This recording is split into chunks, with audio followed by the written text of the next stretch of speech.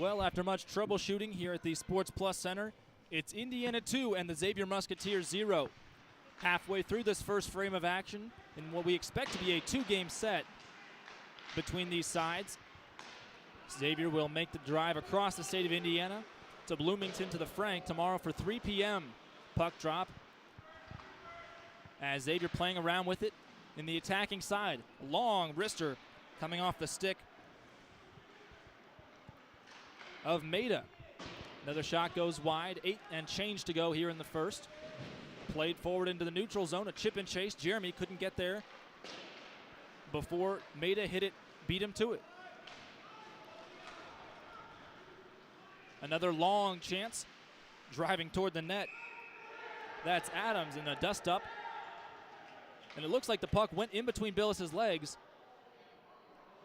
And the scoreboard shows a goal. No clear signal. Finally, the referee gives us some sort of signal. It's 2-1. Xavier Musketeers chipping back. I don't know if they called this a goal or not. No goal. And it comes off the board. They blew the whistle prior to the puck squeaking in past Billis. I believe Garrett McDaniel was trying to keep it out, and then the refs blew their whistle. Well, Garrett, it looks like the temperatures put a freeze on some of our technology, but we've got it back and all figured out and good to go. Face off to the glove side of Sammy Billis. Gets won by Indiana and paddled away by Billis. Pushed along the blue line, but instead it's scooped up by O'Mara. He moves over toward the right dot. Shovel pass into the near corner. Kicker sidesteps a would-be checker and fires it all the way across. Into the far corner, DiLorenzo giving chase. Pushed down low right onto the far post. Shelgren tries to knock it toward a defenseman over at the right point, but here comes DiLorenzo on a break. It's going to be a 2-on-2. DiLorenzo turns tail. Now a quick pass right in front of the face of the net. Batted down by Michelli over to Kicker. Kicker takes a beating and now plays it forward to Brandenburg. Michelli from close range misses high and wide. Indiana playing with it in their attacking zone. Michelli chases it down behind Frambus's cage. Frambus this season averaging 5.2 goals allowed. And here's McKay trying to line up a shot. Quick deflection, knocked away by the paddle of Frambus yet again. Frambus, the only man on the roster to don a cage and glove. Xavier has been a little bit shorthanded on their roster this season. Not as many skaters as in other years past. Frambus saving about 87% of the shots he sees, which is substantially lower than Sammy Billis' 91%, Garrett. Yeah, I feel like Frambus has really faced a lot more shots as well. From some of the scores that we've seen this Xavier team lose by, take this one away, Sam. Hope it's knocked away. Raffone tries to make something happen with it. Instead, it's to Mahan. Mahan dispossessed in the attacking side. Here's McKay back skating and then swirling around across the blue line. Into the left point. A slap shot from O'Flaherty gets pushed away. Good kick save. McKay looking for options. Now throws it for a deflection, and it goes off a body and out. Schlotterer carrying it out of trouble onto the near side. Tries to push it forward, but instead he's met by two cream and crimson skaters. Now Kenyon on with the puck under his legs. He gets twisted around, and Schlotterer pulls him away. Again, Mitchell Schlotterer trying to move the puck into the attacking side. He gets buried by Cesarski right in front of the Indiana bench. We are through 15 minutes or so here in the first period. 2-0 the score is Indiana. A 2-on-1 break. Here's O'Flaherty, left-handed shot. Passes it forward for Kenyon, and he scores! Good one-timer in front of the back post. And Indiana makes it a 3-goal lead with 5:21 to go here in the first. O'Flaherty to Kenyon. And Kenyon's third goal of the season. Beautiful two-man game right there between O'Flaherty and Kenyon on the rush. You knew that they were running out of real estate, so the timing on that pass had to be perfect.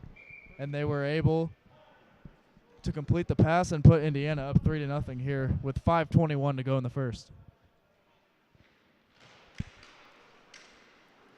Well, for those of you just joining us, which is most of you, Will Jeremy and Jack O'Flaherty had the first two goals, so that's a 2-point night all right at least for O'Flaherty.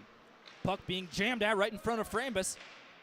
Goes off a body and then finally thrown against the short boards and clear into center ice. Exactly 5 minutes remaining here in this opening period in this 2-game series.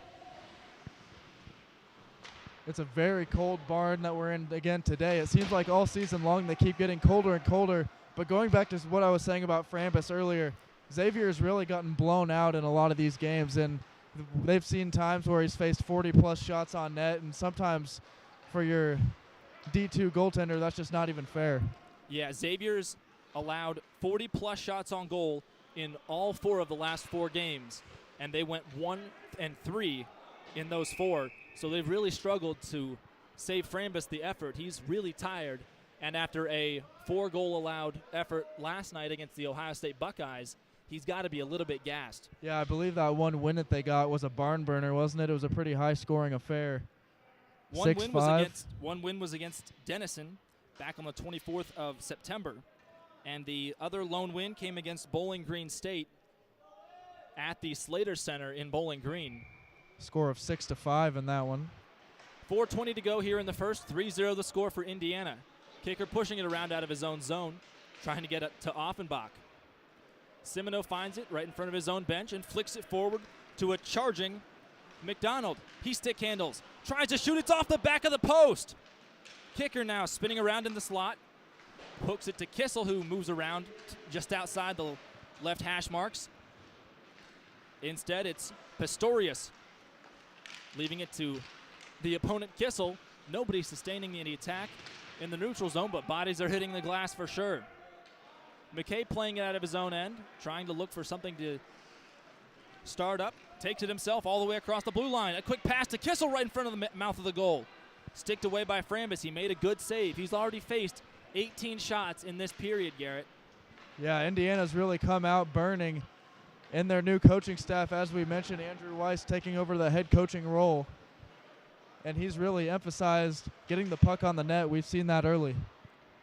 Indiana leads by a trio. Jeremy O'Flaherty and Kenyon. Here's Null in the near corner, twisting around, trying to leave it for a teammate at the back side of the goal, but instead it moves all the way over toward McDaniel in the far corner.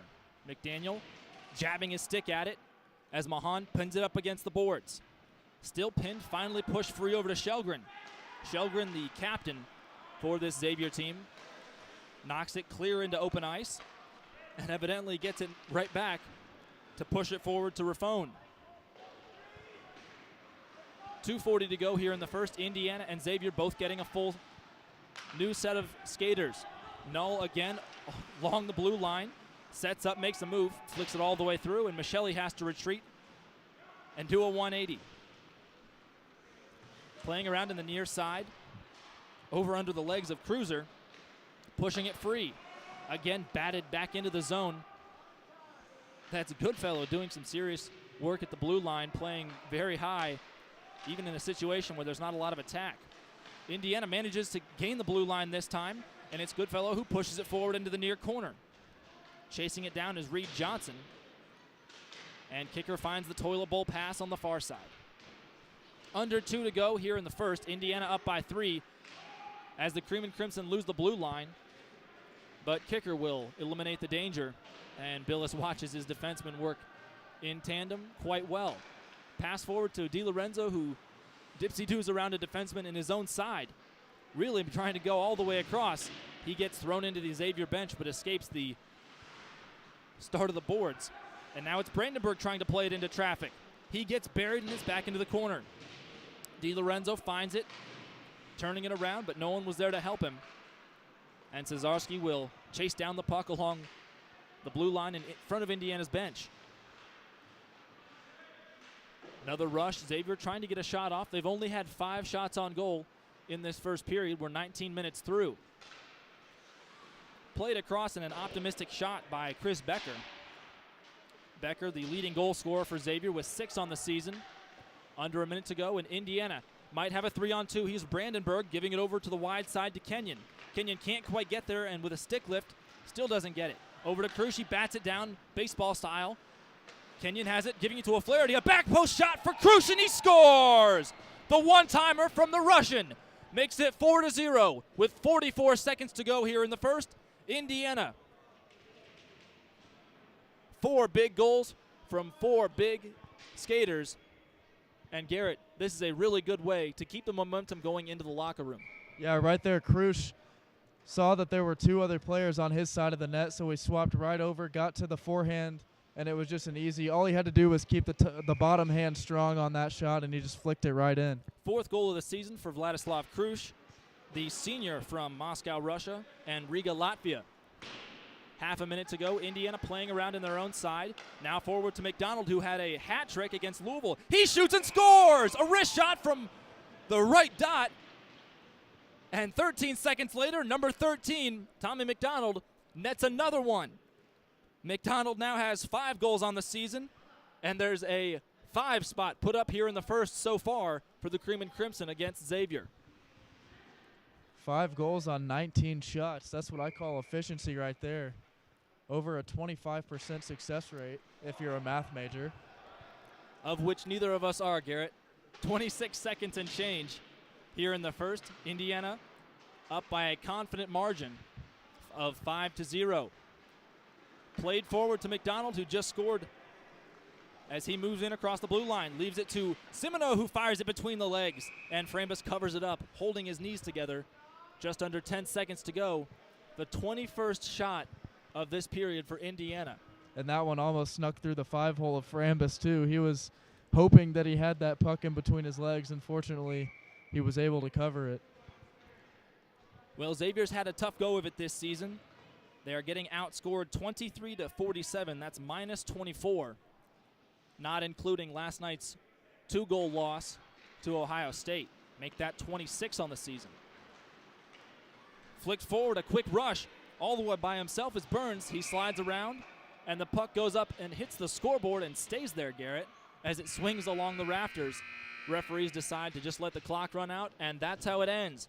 5-0, Indiana. A mammoth showing here in the first. Yeah, and here early, it's pretty easy to tell that this Xavier team had a game yesterday. They look a little slow to start, and that only makes me wonder what tomorrow is going to be like for them, especially having to travel to Bloomington after tonight. So Indiana's got the advantage right now at 5-0. We've still got 40 minutes left to play. We'll be right back after the break.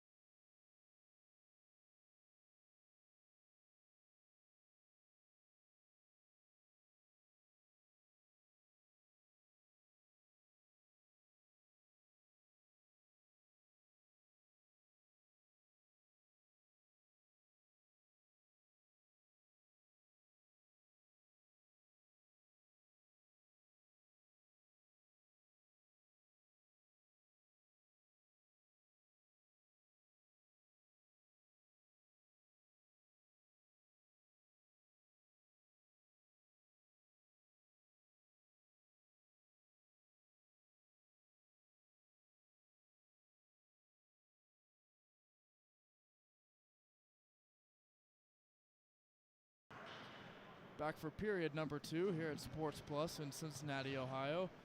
Indiana out to a 5-0 lead here early over Xavier as we get set for the opening faceoff of the second period. We're in a chilly barn tonight, and that has not been too kind to our technology as we've had to switch computers multiple times and heat things up. But now here we go, underway period number 2. Indiana currently up 5-0. They scored a flurry of goals in the first period in a variety of ways. And now that one's flipped up into the neutral zone by Ben Bridges. And coming out with it for Xavier, getting a shot that was wide. We now have Ben Zaremski in net for Indiana, as Sammy Billis gets an early breather in this one. That one taken away at center ice. A shot on net, no good. And it's played back behind the boards there by Cesarski. McKay fighting for it now, and Cesarski comes away with it behind Zaremski, and it's flipped up towards the neutral zone. Jack Knoll has it knocked off his stick, and now coming back for it is Jeremy. Will Jeremy scored one of the goals for Indiana in the first. He flips one. Deflected up and off the glass, and it's gloved down, and coming with it the other way is Matthew Cruiser. That one batted away by Zaremski, who took over for Sammy Billis here in the second period. A battle for it sees Kicker fighting for the puck, and coming out with it and flipping a shot on net that was just wide was Matthew Cruiser. A big hit up against the glass by Michelli, and that one will be chased down by DiLorenzo to save the icing. And we're going to have a whistle and an injury on the other end of the ice. I believe that is Mitchell Schlotterer down there. Garrett, it really looks like Xavier does not have their legs under him after playing a hard game against one of the best teams in the TSCHL last night. Starting to slow down and show their weaknesses. They lost last night 4-2 to Ohio State, as we mentioned earlier in the broadcast, and we learned firsthand how tough that Ohio State team is to beat.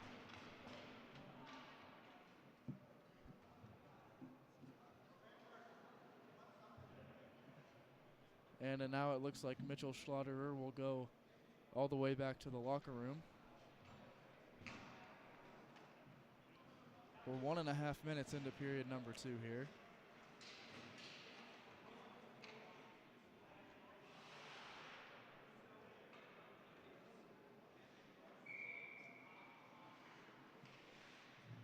Brandenburg will take the face off, and he controls it. It's played back towards the blue line, where it gets past Goodfellow, and Kicker flips it back in the neutral zone. DiLorenzo sends that one in behind the boards, and now they'll go chase. It's played back towards the neutral zone, and Kicker is able to keep it in for Indiana. Battle for it behind the net. Sees Brandenburg come out with it. He plays it up top to Goodfellow. Brandenburg looking for a pass, and that one was deflected up towards the ceiling. Well, Garrett, when that one finally hit the netting, it knocked down the puck we lost during the first period that hit the scoreboard. And when all was said and done, there were 2 different pucks laying out on the ice. The double whammy, we got the puck back that we lost. And now Bonecutter will man the face-off circle for Indiana, and they're able to control it. McDaniel keeps it in, and it's played back behind for Bonecutter. McDaniel trying to undercut the defender there, and coming away with it for Xavier down the other end is Hop Deppen. Kenyon able to cut that pass off, and now it's a 3-on-3 the other way. Cruz sends one on net that went off the pad right there of Frambus, and Indiana was unable to get another shot off. That one played back towards the neutral zone and flipped in towards Zaremski by Colt Shelgren. Cole Shelgren. Shelgren fighting with Krush to try to get the puck, and now it comes back to the neutral zone. That one got Shelgren up high. Friendly fire on the near side, Garrett. Shelgren took that straight to the side of the dome. It looked like that puck skipped across the boards and right into his head. And Garrett, now that we're in the second period, it's important to know that this is a crucial period as far as Xavier's past performances have gone. Every single game where they've allowed a second period goal to their opponent, the opponents have piled it on in the third period. Indiana already started piling it on in the first. I don't want to know what it would look like if they kept going here in the second, as that one's flipped in towards the zone by Tommy McDonald, who scored a hat trick last weekend against Louisville on the road. A big day for him, no question. Cesarski plays it over to Offenbach. He finds McDonald. McDonald trying to weave through. Here's a shot. It's deflected off the pad, and it looked like Semino had a shot to get that one as well, as Offenbach goes crashing into the boards. And now coming back with it for Xavier is Pistorius. He will flip it in, and now the Musketeers will get a line change. Semino plays it to the far side for McDonald. It's just out of his reach. Cesarski flips it back in towards Semino in the neutral zone. Now here comes Offenbach with McDonald on the other side. McDonald had a couple chances at one, and he gets quickly shoved away from the keeper. A little bit of an unnecessary push there. Well, we know what Tommy McDonald's pregame meal was today. He chose to go to Chipotle. We had three options: Chick-fil-A, Chipotle, or Panera. A couple people were even talking about going to Raising Cane's down the road, but they would have had to wait for a while probably. Well, Garrett, it's unfortunate that this game has turned into a seventh inning of a baseball game with a 5-goal margin just starting the second period. Tommy McDonald tried to outsmart everybody by ordering on the Chipotle app, but he was actually the last one there. Here's a shot, Jeremy, and he scores! Will Jeremy has made it 6-0. And that's his second goal of the night. Number 2 for Jeremy on the night, his 5th of the season, and he notches his 10th point of the year as well.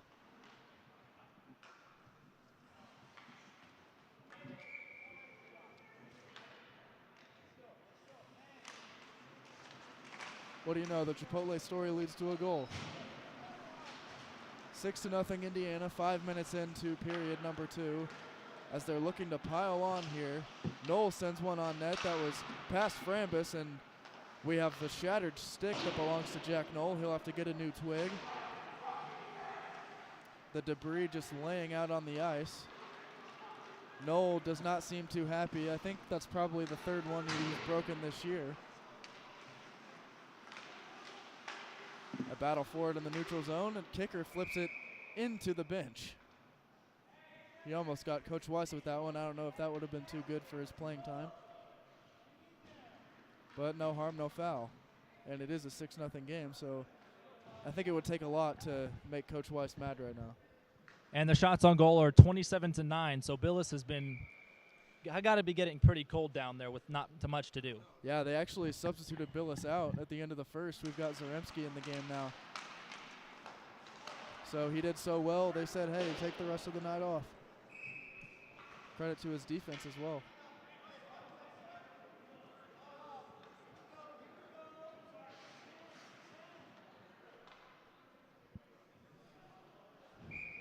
Z's only faced one shot so far this period, and it was a pretty easy pad save.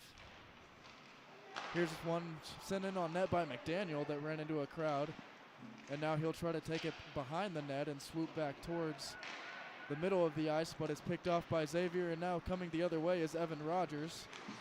Rogers on net, able to get that one was Zaremski.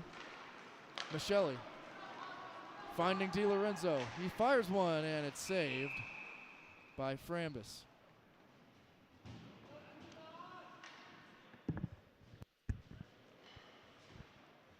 Well, Garrett, we mentioned that Frambus sees a lot of shots, almost 40 per game, and 40-plus in all of the last 4. That goals against average over 5, and it's now well over the 5.5 that he averages. Yeah, there's no question he's been put in some tough positions this year, and tonight is no exception. McKay flips one on that got deflected by O'Flaherty and nearly found the back of the net. O'Flaherty trying to center that one.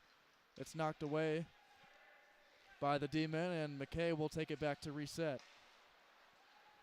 That one goes off the stick of O'Flaherty, and it appears Frambus will cover it. Frambus decided just to pocket the puck instead of play it out. Yeah, it looked like he had some room and some players back there, but he just decided to freeze the puck. Got to be exhausting at this point for him. It also gives both teams a chance to change lines, which they take advantage of, and Offenbach will take the draw with 13:50 left here in period number 2, a 6-0 game. Offenbach a little slow to get up with the Alex Ovechkin-esque purple laces, or yellow laces rather, on his skates. This one goes all the way to the other end. Zaremski calling for icing, and he will get it.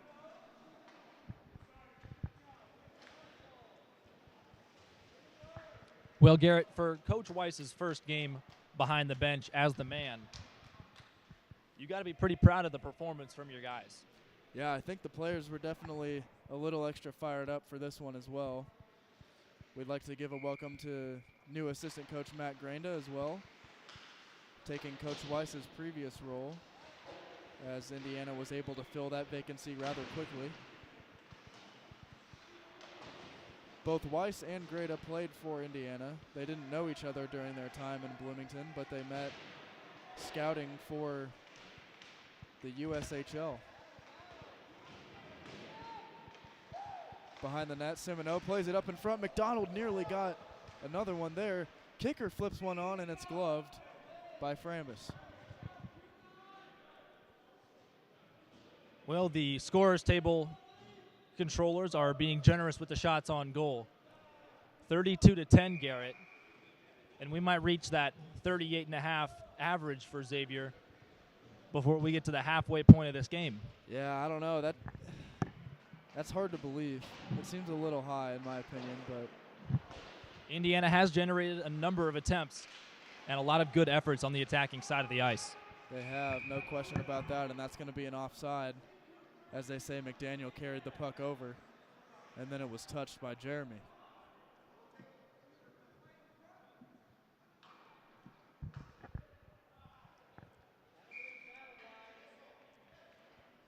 A little less than halfway through the second period, Indiana up 6-0, and a big hit there by Jack Knoll. And coming with it the other way for Xavier, they've got a 2-on-1, and Zaremski, they score! That one finds the back of the net as Zaremski was caught out of the crease, and that one was put in by Ben Bridges, who scored yesterday for Xavier.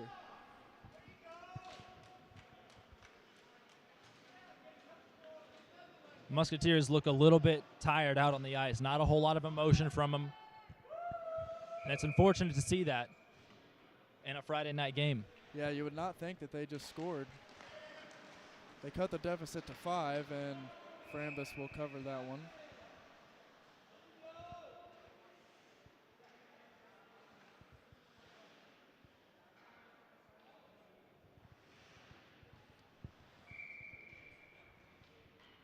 The faceoff will be taken by Brandenburg and flipped out to McKay. Here's Cesarski with a slap shot, and that one hits the net up over the boards for a whistle.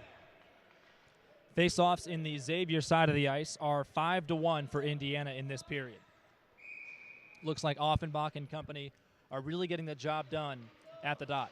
The faceoffs are one thing that Indiana has done a great job of dominating all year. No matter who they've played, they've seemed to come out on top on the faceoff battle. And they've got a man alone down there to play the puck back towards the boards. That was Evan Rogers trying to get a stick on it, and Brandenburg plays it back towards McKay.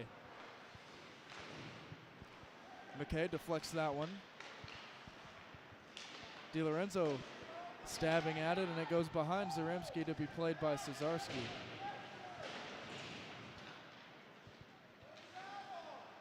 McKay trying to dangle through the defense, and he gets it up to Brandenburg, and it's back into the neutral zone where it's fought for and sent back towards the Xavier zone as bodies collide right under us.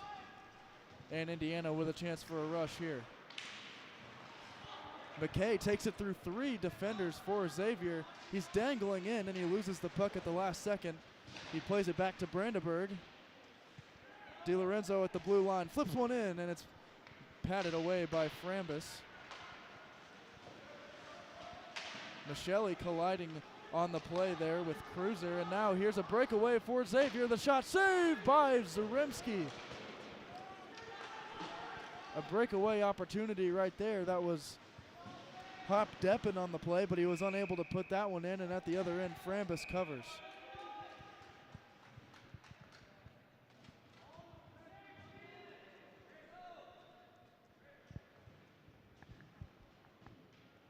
.11 minutes to go here in period number 2. That was a pretty good save at the other end by Zaremski right there on the breakaway to keep Indiana's lead at 5. 15 shots in the second period already, Garrett. That one tried to be put back in the middle for Krusch, but he was unable to control it, and now Krusch battling for it as he always does, bumping and shoving his defender. Bonecutter gets cut off along the boards, but he's able to keep the puck, and that one just missed the stick of Krusch. It's flipped in there by Pistorius, and it'll be grabbed by Zaremski.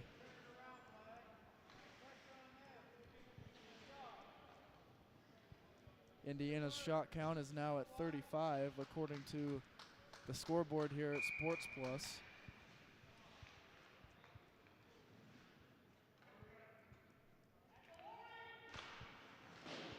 O'Flaherty wins the face-off in their own zone, and now it's flipped up to be taken by O'Flaherty once again, trying to get through the defense, which he does. O'Flaherty sends one on, blocked away by Frambus. He goes behind the net to control the puck, and it gets off the stick of Krusch. Kicker trying to keep it in, and Xavier will control it.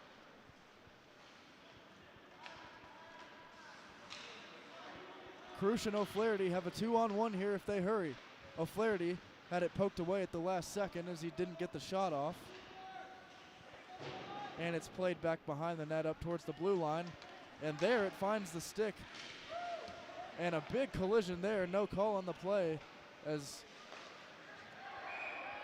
Xavier is able to score off the madness there. I'm not sure how the puck ended up on that side of the net, but it was an easy tap in for the Musketeers, and it's 6-2. Zaremski seems to be having trouble finding the man on the back post. Left unguarded. And he does have to cover the shooter, but doesn't look like he's seeing that backside guy. That was number 7, Matthew Adams, who was left wide open on the weak side. And he picks up his first goal of the season. And the Xavier players will ask for that puck, as it's the first goal of the year for Adams. Well, Garrett, he could be a freshman, making it his first goal of the career, but we didn't get a roster, so we're going to have to guess on that one. My guess would be yes if they ask for the puck. As a big hit laid on by Cesarski. He's had a couple of those already today. McKay pokes that one away, and it goes right to Offenbach, looking to go to work. He leaves it for Semino. Offenbach plays it to the other side, but there's nobody there as the puck goes right to Evan Rogers. Actually, that was James Raffone.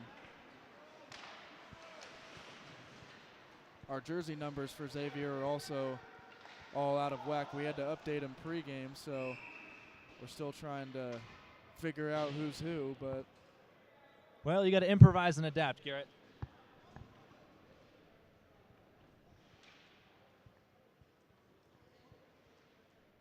the Hoosiers basketball team just came out with an 85-49 win over Northern Illinois, so they ended up covering that 25-point spread. Well, that's better than the 5-point win they eked out a few nights ago.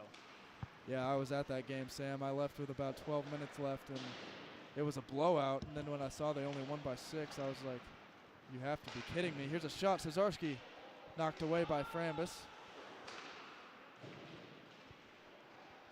Now trying to battle for it is Jack Kissel. McKay flips one in. It finds the stick of Kissel. Again, McKay flips one. It's deflected and in! And in off the deflection.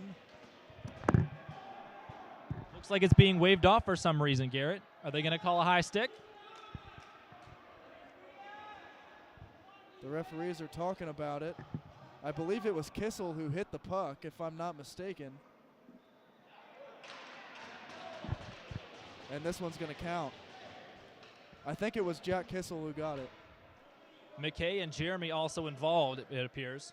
Well, giving fist bumps to Jeremy, so we'll give him that one.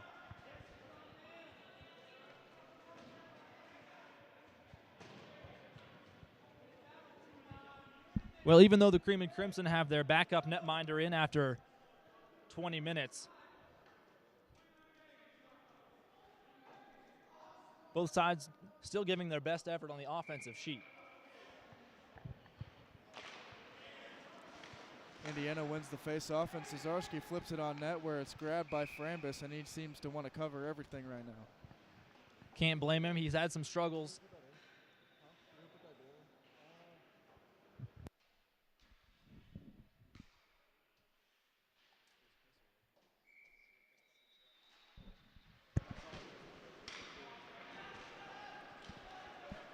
Well, we'll have to check the scorers table after the period to see who they officially give it to, although everybody was giving each other fist bumps after that performance. We're down to 8 minutes to play here in period number 2. Indiana with a 7-2 lead, and this is going to be an icing against Xavier. Garrett Zaremski has only been in one time this season. He was the starting netminder that went the distance in a 4-3 loss against Virginia Tech, saving 28 out of those shots. 28 of 32, Garrett. Zaremski had a pretty good day at the office that game, but Indiana unable to generate as many offensive opportunities as Virginia Tech, and they took the loss in that one. That was in the middle of their losing streak, but now they've got a bit of a winning streak going here. Brandenburg flipped that one just wide of the net, and it goes all the way back. Goodfellow takes a hit.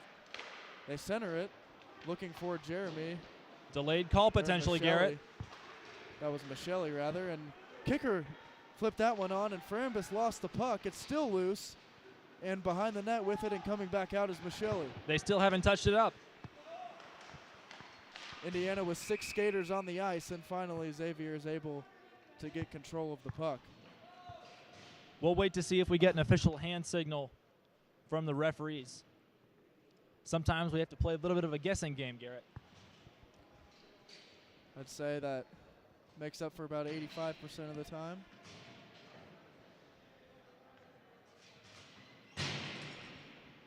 But it's not guessing when you're right, Sam. Indiana wins the face-off. Tommy McDonald doing a great job of tying his man up there. Kenyon plays it back for Kissel. Kissel gets it back, and now up top this is Goodfellow.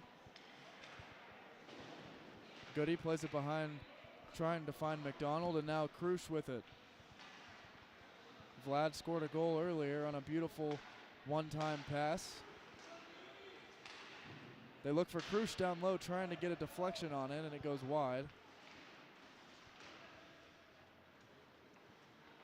Kissel looking to make a move. He fires, and Frambus able to block that one off the side of the net. Good job by Goodfellow keeping that one in. McDonald tried crossing it, trying to find Kenyon, but the pass was broken up. 6 minutes and 15 seconds to go in period number 2. Indiana with a 7-2 lead, and they now have 44 shots on goal according to the scoreboard counter here. We're going to get a stoppage here.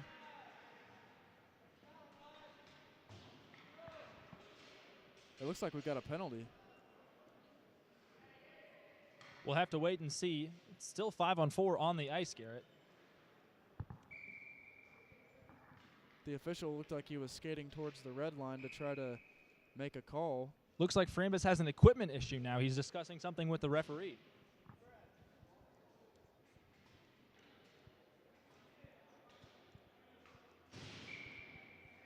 Normally in this situation, Garrett, when your goaltender gives up 7 in 1.5 periods, you would send him to the bench.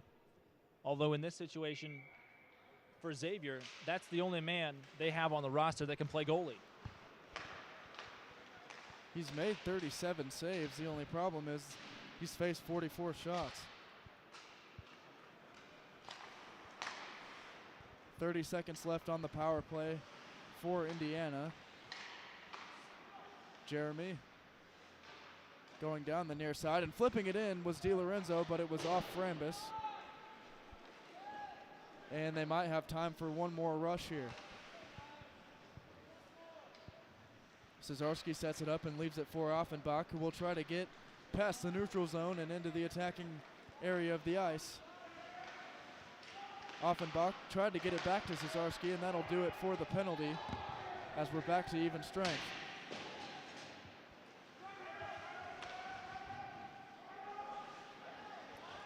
Jeremy gets forced off the puck, and it's played back where Cesarski battles for it along the boards, and he gets it over to Aiden Semino. Here comes DiLorenzo trying to swerve in.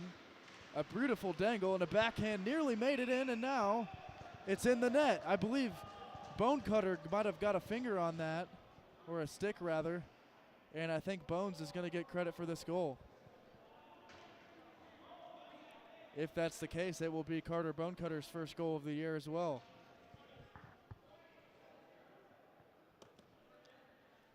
Some small handshakes and lighthearted fist pumps, as this is not exactly a situation where you need to be cheering louder than everyone else in the building.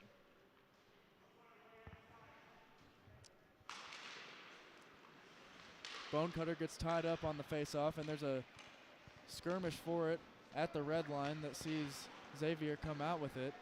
One thing I'm curious about, Sam, is if by the end of this game we'll see Indiana reach the 60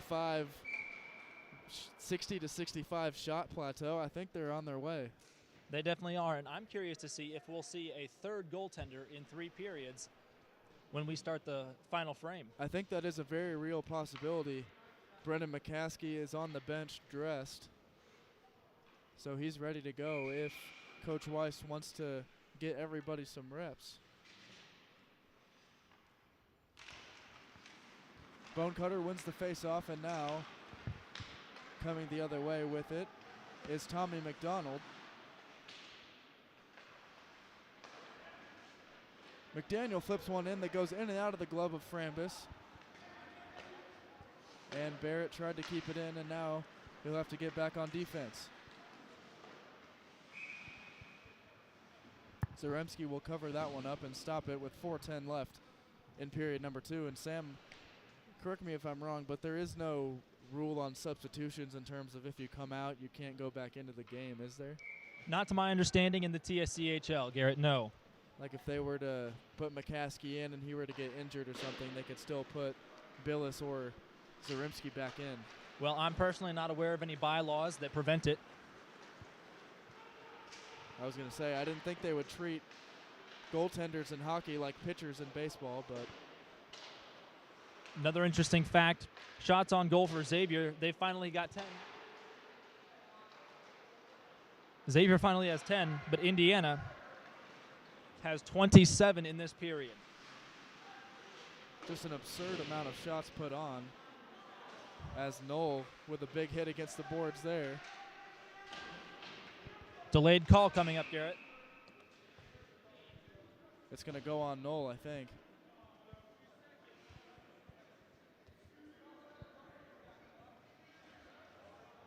And it is.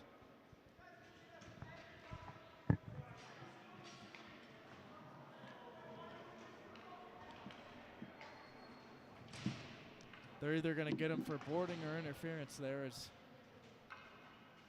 he laid down a hit a little bit away from the play.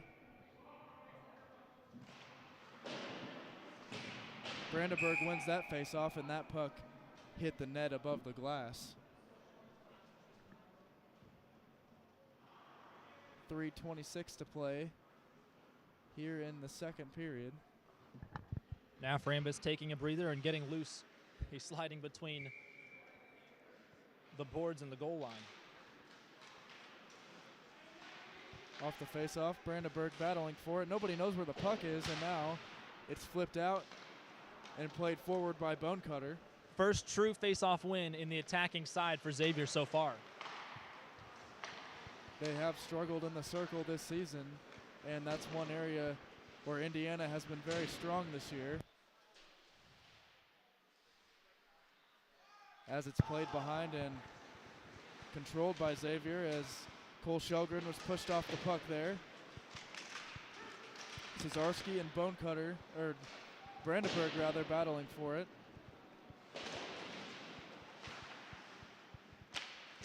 That one's deflected up in the air and towards the net, but it goes past the far post. Good defense by McKay there. He's able to get his man off the puck, but it's kept in the zone. Here's a flip shot blocked away by Zaribski. And Bonecutter tries to get it up to Brandenburg. He's cut off. He spins back in, and he's knocked off the puck. We're going to get a penalty here. This will go against Indiana. It's a pretty easy hooking call to send Brandenburg to the box. He'll go ahead and join Jack Knoll there, and it'll be a 5-on-3 for Xavier.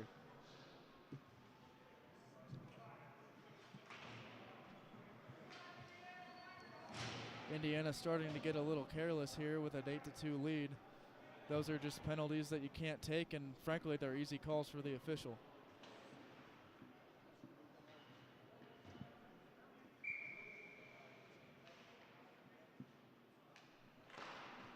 So it'll be a 5-on-3 for the next 30 seconds.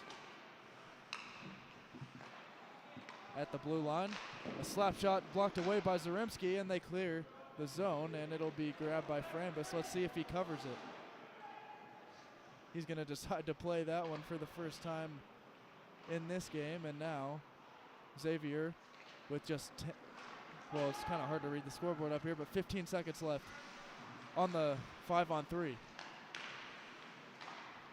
They flip one, deflected out in front. Zaremski able to get in front of it, and that will kill the 5-on-3. Now they have a minute 20 left on the penalty.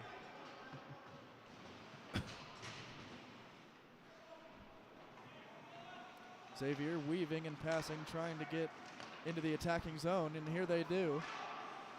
A good play by Goodfellow to knock that one away. Kicker gets it out of the zone, and it goes back to neutral ice, where there's a battle for it between DiLorenzo and his man, and DiLorenzo able to come out with it, and we're going to get a trip.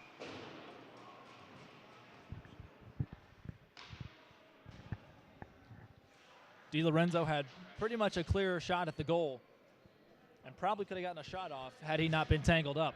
So we'll have 4-on-4 action for the next 58 seconds. And then Indiana will have a short man advantage. With 1 minute to play in the second.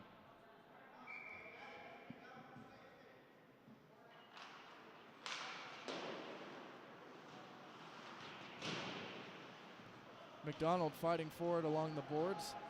He gets pushed off the puck and now trying to kick it in. They're still battling for it, and Cesarski flips one off the face right there, and it's centered out in front.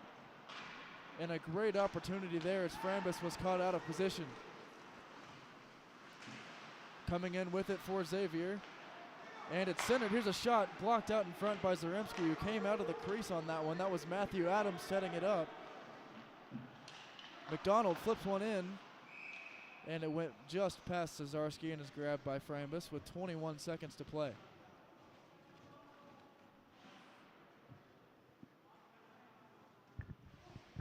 Garrett, not a whole lot to talk about in this second period other than the number of shots that Indiana's put up. 32 now in the second period. And their game total sits at 52. Mind you, we still have 20 more minutes to play in this one.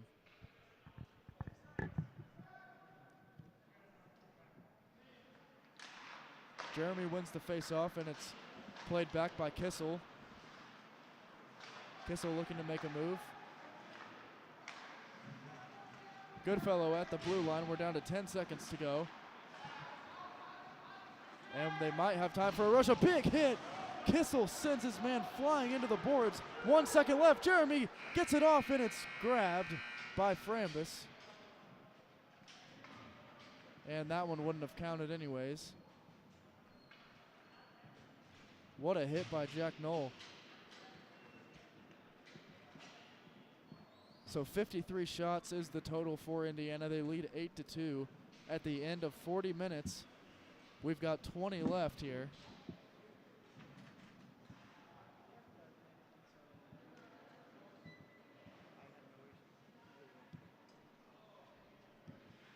We were able to get our technical difficulties sorted out during the first intermission, so we'll be back with video and audio for the third. Sam Weixler will be back on the call. You're watching Club Hockey at Indiana University on the Indiana Hockey Broadcast Network.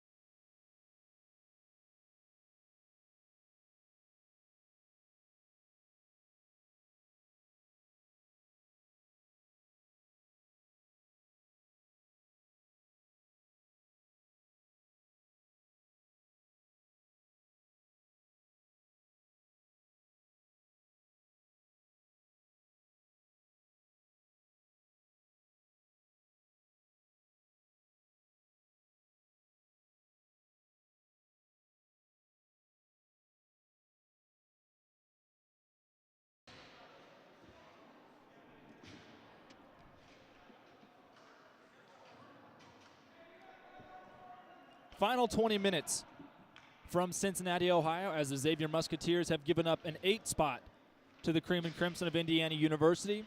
It's 8-2 as we enter the final 20. Sam Weixler alongside Garrett Drake. And Garrett, we've seen a clobbering through 40 minutes. Yeah, Sam, there really hasn't been a moment in this one where it's been questionable of the outcome, and Indiana's dominated the whole way so far. They have 53 shots on goal as we start period number 3. And after looking at the scorers book, Will Jeremy has officially gotten his first career hat trick. And for the freshman from Hinsdale, Illinois, a big evening at the rink. Indiana in the red sweaters and red shells heading from right to left. And the Xavier Musketeers in white sweaters and blue pants from left to right. Frambus, the only netminder, the true freshman in the cage for Xavier. And it looks like Zaremski, the backup goaltender for Indiana, will play the second period. Coming out of the gate, Indiana will have a 5-on-4 for just under a minute. Looks like there's some discussions going on at center ice. Garrett, have you ever seen anything like this? No, I'm not sure what they're discussing. If it's if they're going to do some sort of running clock for the third, we'll see. Well, we'll have to wait and see. Or maybe they're just telling the players to make sure they keep it clean. Indiana wins the face-off to start the third period. Goodfellow flicks it back toward Null, just over past the left point. To Kissel down low, back to Null, feeding it across. Smacked against the corner boards all the way over toward McDonald, who's got a score in this game. McDonald with the hat trick last weekend, had a 5-point pair of games against Louisville. 20 seconds to go on the power play for Indiana. They're still playing around with it in the Xavier zone. McDonald flipping it around at the right point to Null. Pitch and catch back to the point. McDonald sliding over, walking the blue line. Shot goes through traffic, and Kissel can't hold on to it. It hit his body. He tried to play it with the bottom of his stick, but it's sent all the way across the ice. And we'll head back towards Kissel's stick at the blue line. A quick return as we go back to 5-a-side. We're through just 1 minute. A quick backhand shot right in front of the mouth of the goal by Krusch. Nearly finds pay dirt. Now to Kenyon, trying to play it in toward traffic. McDaniel kicks at it. Flick toward the boards. To Krusch now in the near corner. That's Kenyon. Swiveling around, holds the line. Gives it to McDaniel, who gets pinned around on the boards. Now Krusch back skating around the center circle. Smacks it hard against the boards in front of Xavier's bench. And Frambus pushes it away with his paddle. 5-a-side as we are 2 minutes through this final period. Indiana up by a touchdown, saved the extra point. Backhand pass goes all the way over to O'Flaherty with the Hulk hands. He can't quite set up an attack. Finally emerging with it at the left point. Swivels around, works the blue line.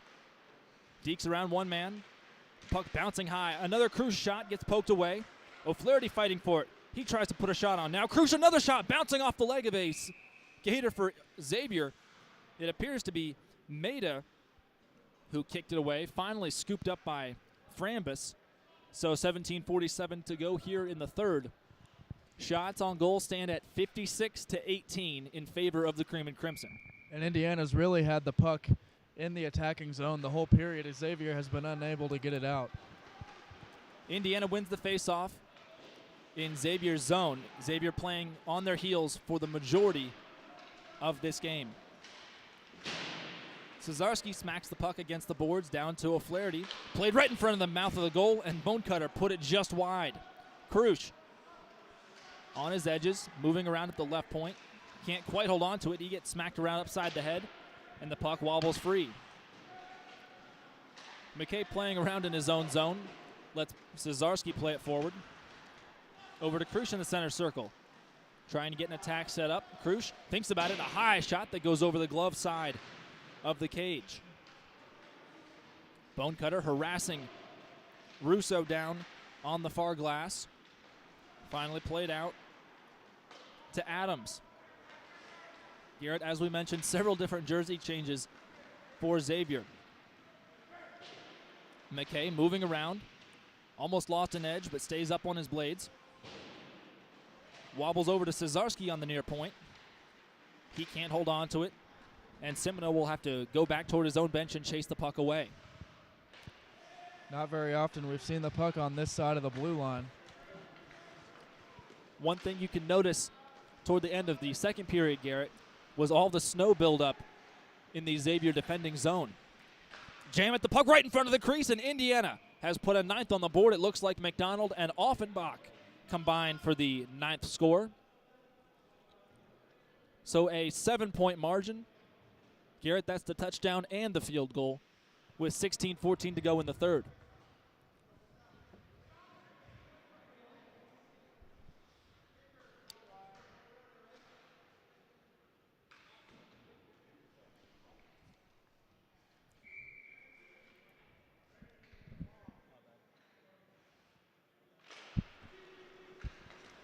Ensuing face-off won by Indiana. They play it forward. Here's Semino passing over to McDonald, who's already got a goal this game.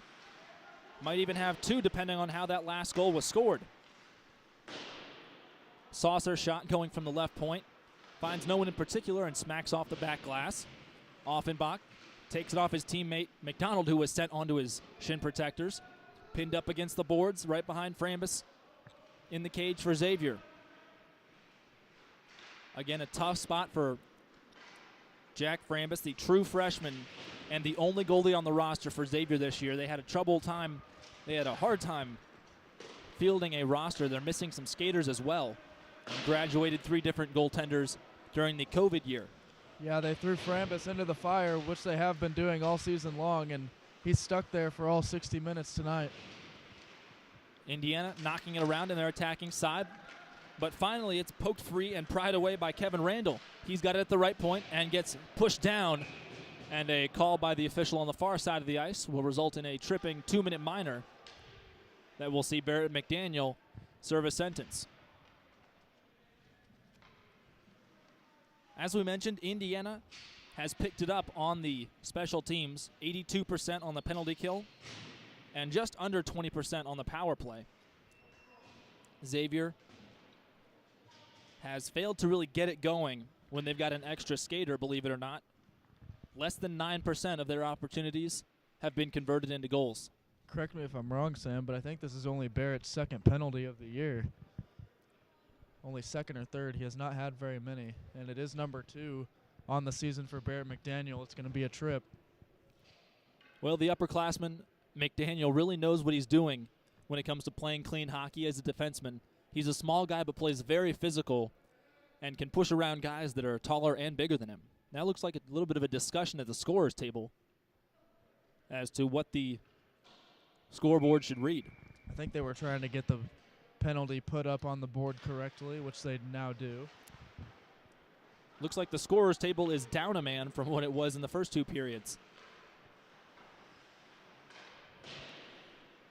So one scoring mishap later, Indiana down a man. Xavier on the attack, playing it around in their own zone. Shelgren quarterbacking the offense. He's the captain and leader of this squad. Plays it forward under the legs of Raffone, but instead it's walloped back toward Bonecutter, gaining the blue line. He throws a wrist shot on that bounces to the far side. Flaherty bangs a shot that goes off the backboards again. Bonecutter trying to chop at the puck, but it's run away with by Raffone. Raffone back to Shelgren, trying to start something on this man advantage. Now onto the far side, that's Chris Becker. He scored in the loss against Kentucky. Xavier yet to register a shot on goal. Yet in this period, we're just under 6 minutes in. Indiana's already gotten 4 on the net. This will be the 3rd game of the season for Xavier that they allow 9 goals for their opponents. It's just been an all-around rough season for them so far, as Indiana has won all 5 faceoffs this period as well. Much of the same as we are 5 minutes through this 3rd period. The first 40 were very similar. McKay throws a shoulder into a charging Cruiser. Puck wobbles away, all the way over toward the stick of Deppen. Played around and swung up into the air. It almost went off the face of Brandenburg, but he pushes it away. 30 seconds remaining on this 5-on-4 for the Xavier Musketeers. 13.5 to go in the game. Indiana finally clears the blue line. Shelgren retreats into the center circle. Decides to fire it in on a dump and chase, letting Ho Deppen get it on the backside. 13 seconds to go on the power play now for Xavier. Looks like they will have one last attack as they play it forward to the blue line, and it gets fired all the way up against the glass. And that's how the penalty kill will end for Indiana successfully. Swung around, a shot that goes way past the crossbar by Bridges. Zaremski pushes a puck away. We're now through 7 and change in this third period. And now Zaremski leans over to his glove side and scoops up the puck. That'll go down as the first shot on goal for the Musketeers here in period number 3. We're almost 10 minutes in. And they're getting outshot 58-19 for the game. A slight deficit there. You know, they do only have 2 real lines of skaters, as we talked with some of the parents during the intermission. Unfortunate situation for their roster. Indiana playing it out of the center circle. That's Kissel who whacks at it, pushing it into the attacking side for Indiana. Jeremy laying chase alongside Kissel, trying to set up an attack. Here's Michelli at the right point. That's Kicker who loses it under his skates. And it cleared the blue line, so Indiana will have to vacate and try to set up an attack next time. Playing around with it in his own side, that's O'Mara going all the way across. Icing waved off, so Goodfellow will take it from behind the goal line. 12 and change to go. Indiana up by a touchdown and the extra point. Jeremy gets hooked but continues with the puck. He's over to the left dot, looks at it, shoots right into the belly of Frambus, who holds on. A good save by Frambus, who made himself as big as possible from point-blank range. Yeah, at first glance, he's a pretty big target in net, but Indiana has just been able to find all the holes. Excuse me, all the holes so far today. That popcorn they gave us in the intermission was a little too salty. Well, Garrett, I guess we'll have to hydrate on the bus back. Quick shot off the face-off by McDaniel is kicked away by the right leg of Frambus, and the puck wobbles into neutral ice. High into the air, smacked out by Cruiser, trying to bunt the puck forward. Now battling Brennan in the near corner. O'Flaherty slides in to play the puck forward to Krush. Krush may have a one-on-one. Now it's a 3-on-3. Krush by himself, trying to make something happen, tries to go backhand, and it's pushed away. Even strength almost halfway through this third period. Played under the legs of Cesarski. Finally into the attacking zone for Indiana. Kenyon moves it over to O'Flaherty, but stepping forward to play the puck away was Pastorius. Deflection at the blue line, right toward Vladislav Krush, who's already got a goal of his own this evening. O'Flaherty sliding around. Pitch and catch between Cesarski and McKay along the blue line. McKay tries to step in front of the puck, but it glides all the way across for an icing with 10:55 to go here in the final frame. And at this point, if you're both teams, I think you're already moving on to get ready for tomorrow. It's been a heck of an effort by Coach Weiss's squad today with a 9-2 lead, and if you're Xavier, you just got to make sure nobody gets hurt here, especially with considering the low number of players they have. That's the major key for them for the next 10 minutes. Puck drop tomorrow at the Frank Southern Ice Arena in Bloomington, just south of campus. Will be at 3 p.m. You can buy tickets at the door. And if you're not able to make the drive, you can check out our live stream. We'll go live at about 2:50 before the national anthem and starting lineups are announced. It's always good to be back in the friendly confines of the Frank Southern Ice Arena, no question about that. While we have a minute, let's take a look at the TSCHL standings. Looks like those got moved around, Garrett. We'll have to hold off on that for the time being. Indiana 4 3-0 in the TSCHL, good for 5th. And the Musketeers are 1-6-1 and just 2 spots above the cellar in this 10-team league. We are approaching the halfway mark as Indiana pushes the puck into the attacking side, but played away by a back-skating O'Mara. Another big hit just alongside the red line. McDonald plays it free. Bonecutter laying the body. He emerges with the puck, spinning around outside the left circle, pushed forward by Goodfellow. Another quick shot from the left side, and Bonecutter ends up doing a faceplant. He was hit from behind. Deflection lets the puck wobble all the way across the sheet, and Zaremski throws his hand up to signal icing. And after a few unpleasantries were exchanged along the goal line, cooler heads prevail. 9:44 to go here in the third period. 9-2 the score in favor of Indiana over the Musketeers. We're just past 10 o'clock p.m. here, Eastern Time, in Cincinnati at the SportsPlus complex, and it's been all Indiana thus far as they get another face-off win there. In the opponent's zone, it's their 7th face-off win of the period. The TSCHL standings coming into this evening and this weekend. The Miami Redhawks with an unblemished record in the TSCHL, 24 points and 8-0. Ohio State has won all 4 of their league games, standing at 12 points. Kentucky in third with a 3-0 record. And then Michigan and Indiana tied at 8 points each. Indiana did not benefit necessarily from that overtime win. You only get 2 points instead of 3 for an overtime win in the TSCHL. Xavier tries to set up an attack. Cruiser nearly gets a shot off, but no, pushes the puck wide. Another give and go. Jeremy and Null collide in center ice accidentally, but now they've got a 3-on-1. Here comes Null at the right circle. He shoots, and it's gloved down by Frambus, holding on to it with 9 and 3 ticks to go. Indiana, should this result hold, will be 5-3-0 in the TSCHL and would improve their season record to 7-5 and 1-0 under new head coach Andrew Weiss. Indiana wins the faceoff. Kissel tries to get a wrist shot off, instead pushes it to McKay. McKay thinking about it. He loses his edge and goes down hard at the attacking blue line. Now a counterattack. Here's Cruiser at the left point. He shoots, and it goes wide of the net. All the way across as Burns back skates along the red line. Now Indiana has numbers. McKay at the right circle, thinks about a shot, instead wheels around.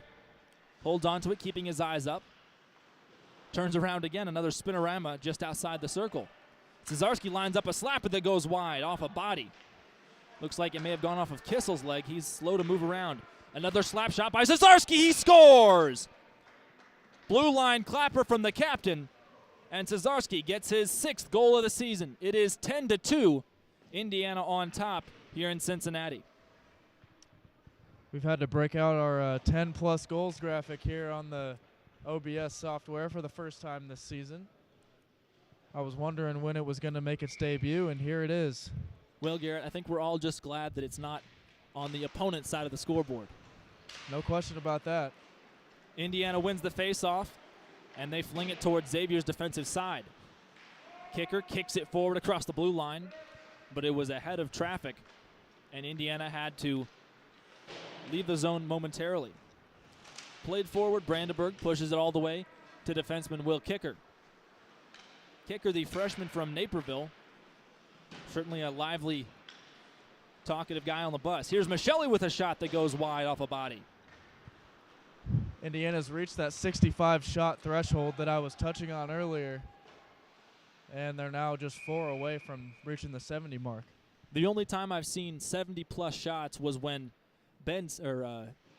Joseph Stebbins of Indiana, my freshman year, so 2 years ago, he had a performance where he saved 76, if I'm not mistaken. Stephen Gaser, the goaltender of the same year, had another 70-shot performance of his own. Couldn't even imagine being in that situation. I'll admit it's the first time I've seen our team put up 70 shots, Garrett. 10-2, 7.5 to go here in the third in Cincinnati in the first of a 2-game home-and-home set between the Muskies and the Cream and Crimson. Indiana wins the neutral zone faceoff in front of Xavier's bench, and Goodfellow carries it along the blue line. He tries a little tic-tac-toe to a teammate, but it's flung all the way across, and the roulette wheel backfires. Indiana will have to chase it out of their own side. Now it looks like it was touched by Xavier, so it'll be icing coming all the way back.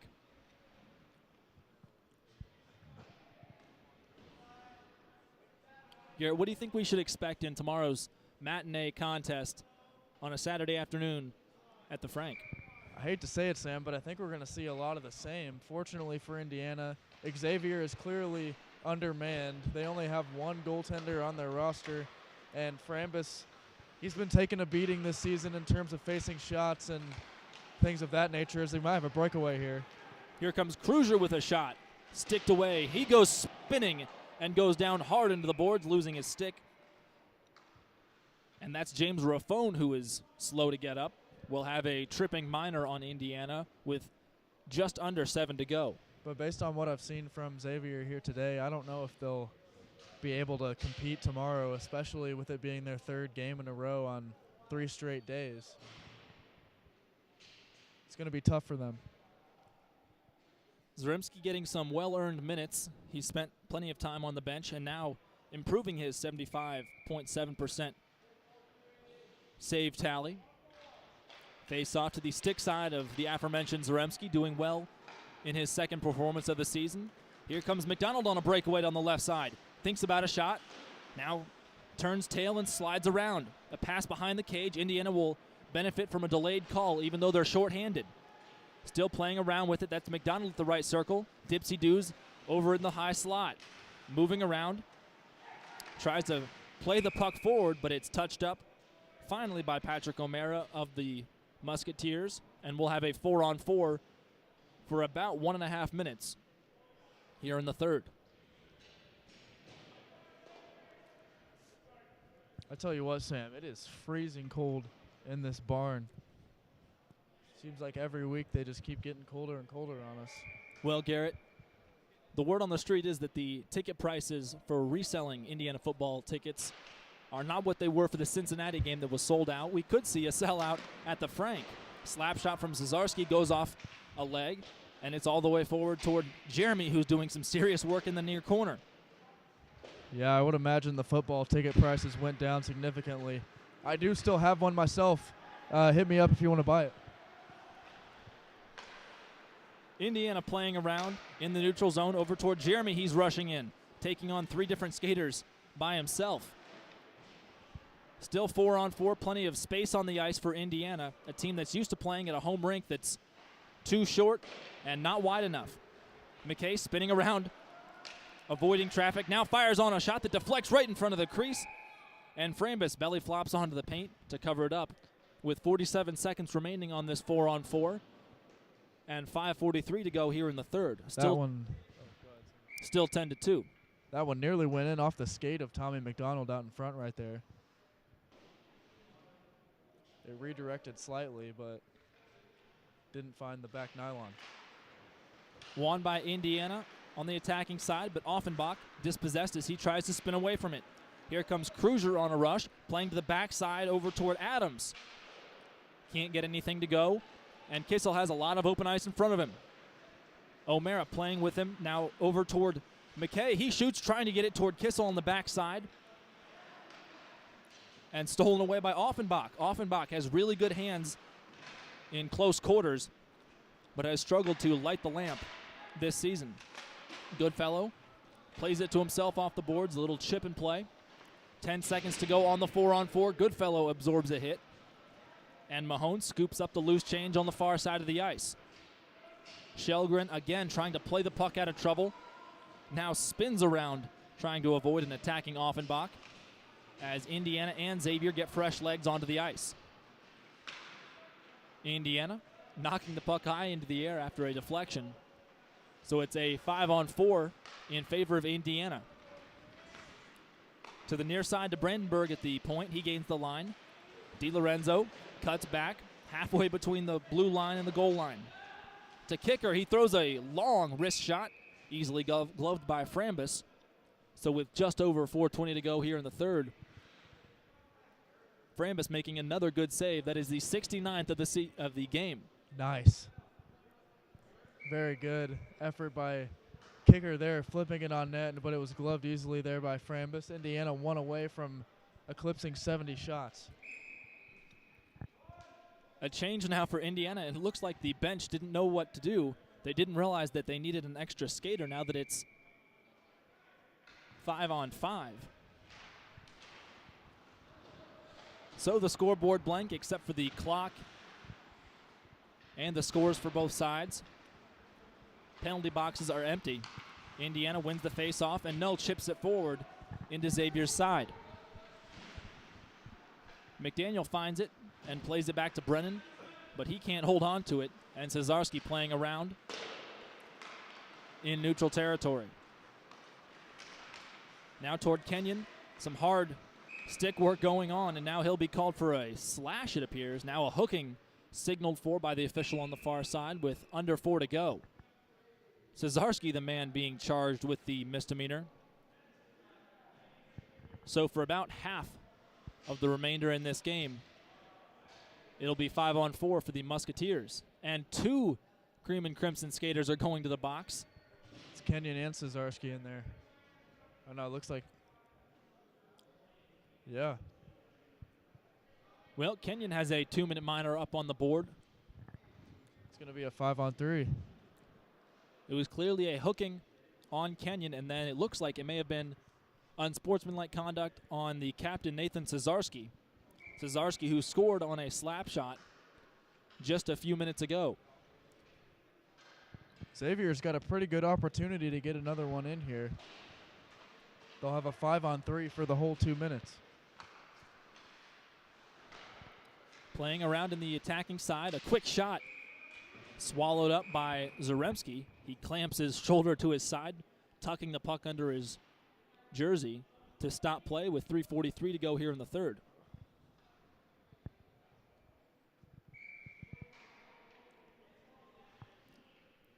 In this period alone, the shots on goal are 14 for Indiana and 3 for Xavier. On the whole, 69-22. McKay holding on to it, using his body to shield the puck in the near corner. Plays it back toward Kicker, who fires it all the way across the ice. And a wobbler nearly draws a save by Frambus, but he watches it go by. 30 seconds have elapsed on the 5-on-3. Indiana only has Offenbach, McKay, and Kicker out there trying to stop the attack. Played into the far corner with 3 and change to go. Puck gets flung right at the head of Schlotterer, who's already taken a hard hit into the boards in the first period. Indiana gets fresh skaters out, and Xavier nearly gets caught on a change of their own as Bonecutter had clear ice in front of him but decided to retreat and play safely instead. A minute gone in this 5-on-3. Offside, and Indiana pushes the puck all the way across to the Xavier side.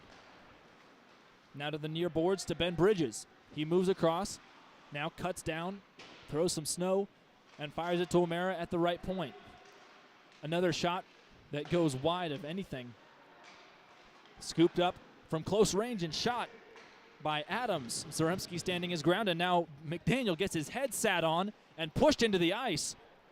20 seconds remaining on this 5-on-3. McDaniel took a beating in the corner. 2 and 7 to go. 10 seconds remaining on this 5-on-3. A quick pass on the backside. Another good shot, and the puck goes into the back of the net to make it 10-3. Looks like the goal scorer was Matthew Adams. And that could be, Garrett, his first goal of the season. Yeah, Adams got it on the weak side. Zaremski gave up a couple rebounds there, and the second one was put into the near side corner closest to us.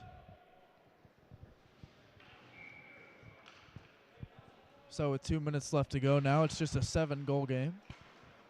Indiana winning the face-off at center ice. The scoreboard reads blank on the penalty sheet. So it's 5 aside.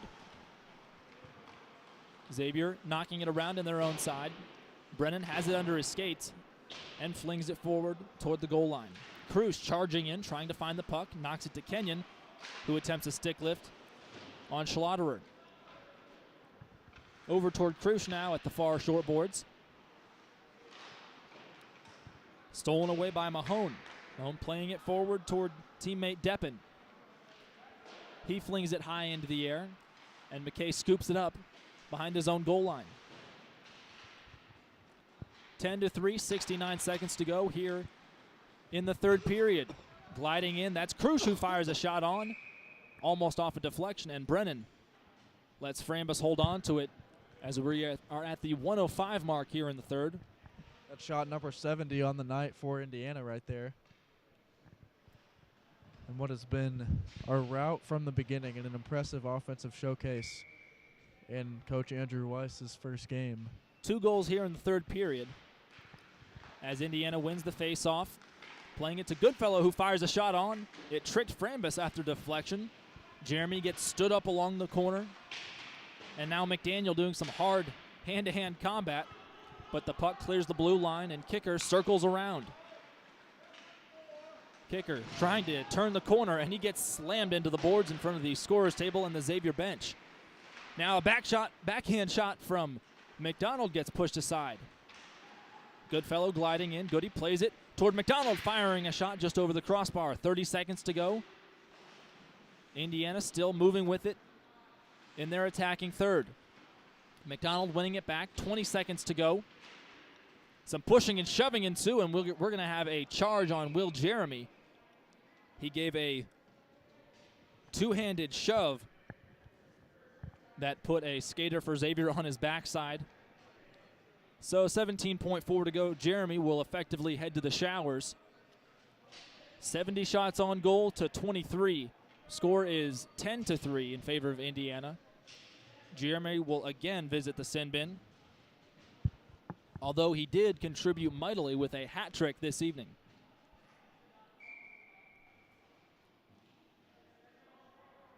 "17 ticks left up on the board, just past the 22nd hour local time, Eastern Standard.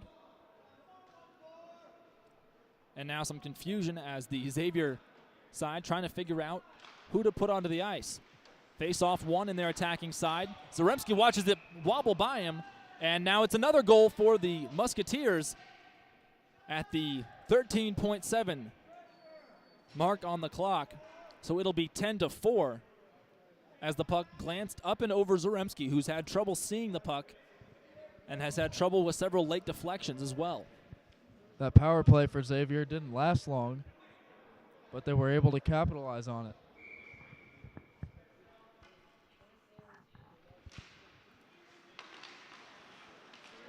Well, Indiana winning the face-off at center ice. DiLorenzo moving around with it with under 10 to go. Plays it to the far side to Brandenburg, who gains the blue line. Over toward McDaniel, and that's how things will end. Indiana finishes the game as they started, on the attack. Final score from the SportsPlus Center here in Cincinnati, Ohio. 10-4.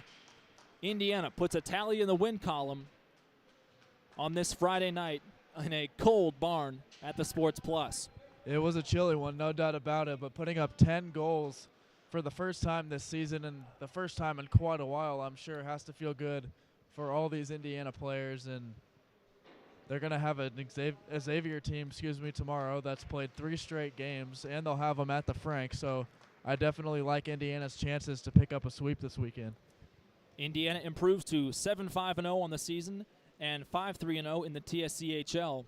Indiana also improves their away record to 6-3-0. They've played really well on the road, the few exceptions being the Miami Redhawks, who were in first place and dominating everyone this season, as well as a tough loss in Louisville to Virginia Tech. Garrett, any final thoughts before we get ready for the 3 p.m. puck drop tomorrow back at the Frank in Bloomington? There's not much negative that you can say about the way Indiana played tonight. I thought that obviously Sammy Billis didn't face that many shots in the first period, but he looked sharp. He got replaced by Ben Zaremski, who did a good job. Yeah, he let in 4 goals, but I'm sure the effort was down for most of the players once they got that big lead. And at the end of the day, it's a 6-goal victory, and it's hard not to feel good about that. Well, plenty of guys put their name onto the score sheet, so it should be a fun bus ride back to Bloomington tonight. Well, for Ben Stannard and Garrett Drake, I've been Sam Weixler on the play-by-play. This has been Club Ice Hockey at Indiana University on the Indiana Broadcast Network. Final score 10-4. The Cream and Crimson put a tally in the win column.